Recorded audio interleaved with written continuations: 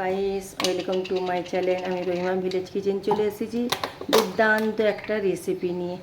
আমাদের রেসিপির নাম হলো বাঙালি সালাদ।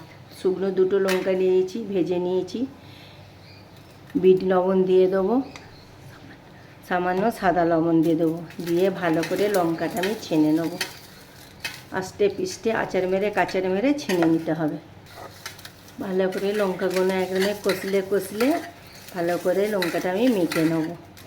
ভালো করে মেখে নিতে হবে। মাখা হয়ে গেছে, এতে আমি সর্ষের তেল দিয়ে দেব, দিয়ে আরও ভালো করে আবার মাখিয়ে নেব। এই সালাদটা এত দুর্দান্ত খেতে লাগবে গাইস, বলবার মতন নয়। এবার আমি দিয়ে দেবো পেঁয়াজ কুচি। কিমা পেঁয়াজ কুচি কেটেছিলাম, তেমন এইরকম করে কাটতে হবে। ভালো করে মাখিয়ে নেব।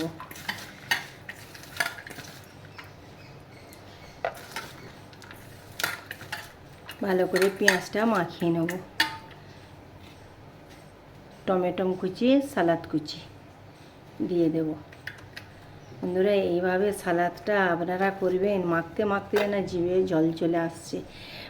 গরম সাদা ভাতেতে যদি এইরকম সালাদ থাকে আর কিচ্ছু দরকার লাগবে না। দুর্দান্ত খেতে। ভালো করে মাখিয়ে নিয়ে আমি এবার লেবুর রস দিয়ে দেবো। চেপে লেবুর রসটা আমি বের করে নেব। ভালো করে মাখিয়ে নেব। তারপরে ধনেপাতা কুচি দিয়ে দেব। ভালো করে ধনেপাতা কুচি দিয়ে মাখিয়ে নেব। দেখুন গাইস, কত দুর্দান্ত আমার সালাদটা লাগছে। এবার আমি একবার টেস্ট করে নেব লবণটা মাখাটা ঠিক আছে কি।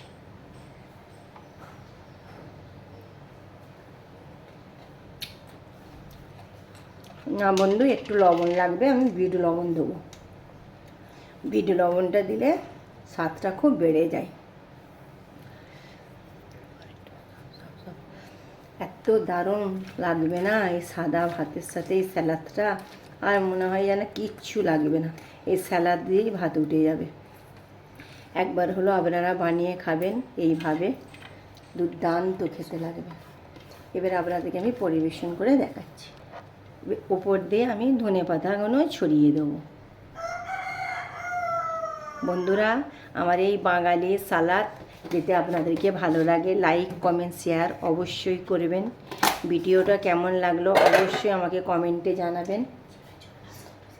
আর জিভে জল আসার মতন এই স্যালাদ দুর্দান্ত লাগছে বন্ধুরা।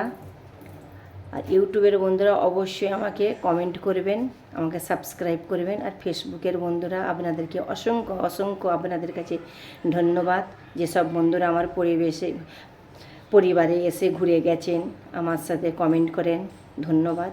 আজকের মতন রেসিপি নিয়ে বিদায় নিচ্ছি। আবার দেখা হচ্ছে নেক্সট ভিডিও নিয়ে। ভালো থাকবেন, সুস্থ থাকবেন। খোদা হাফেজ।